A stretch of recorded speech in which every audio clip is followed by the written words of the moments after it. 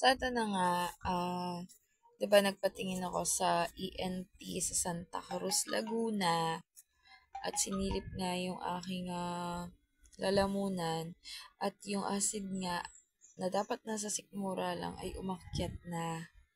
Kasi nga, matagal na nga. Ilang buwan ko na kasing iniinda yun, mga ka-idol.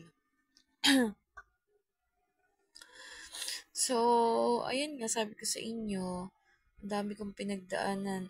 Meron akong sa mga ospital, nag-inom ng gamot, hindi nakuha.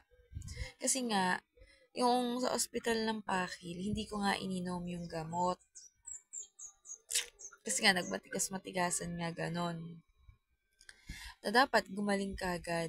Hanggang sa nauwi na ako sa nagpa-ultrasound ako ng aking leeg. Kasi nga baka mamaya, sabi ko, hirap akong lumunok.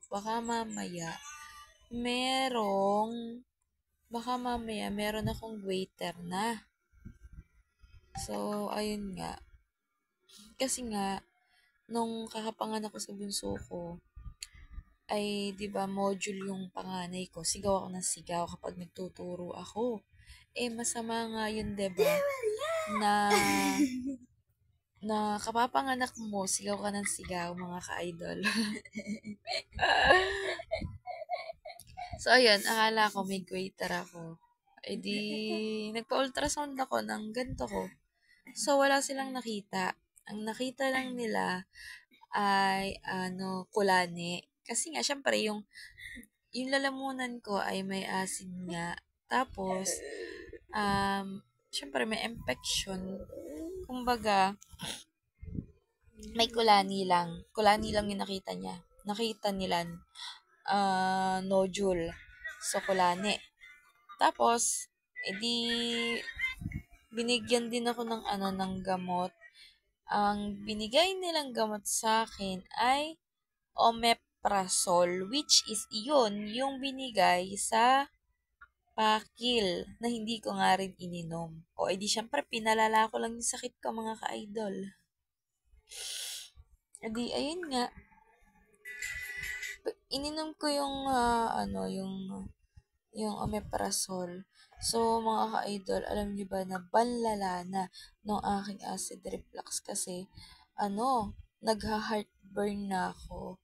Alam mo kasi yung acid na yun, mga ka-idol, yun, malaking parang bukol dito sa ating sikmura. Yun yung tinatawag na lamig na dapat mababasag yun, matutunaw pag nasobrahan na.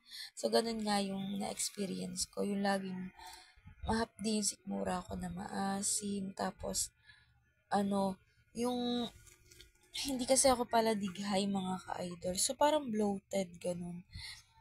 Tapos, minsan, bumabalik talaga yung kinain ko. Yung parang nasusuka ka, naduduwal, ganun. At tapos, sa gabi, may pagkakataon, mga ka-idol, nung hindi pa ako nagagamot ng omeprazole, talagang nagigising ako sa gabi. Tapos, yung sobrang kabog ng dibdib ko, na akala ko nga may sakit na rin ako nun sa puso. Eh di, ayun, ang dami ko naramdaman nung acid reflux na yun. Tapos, ayun, nakatulong din yung nilagang luya. Yung luya, hindi yung luyan dilaw, mga ka-idol, nilagang luya. Tapos, nagkekende rin ako ng luya, ganun. Hanggang sa yun, umayos na yung pakaramdam ko. At eto na tayo sa 2025.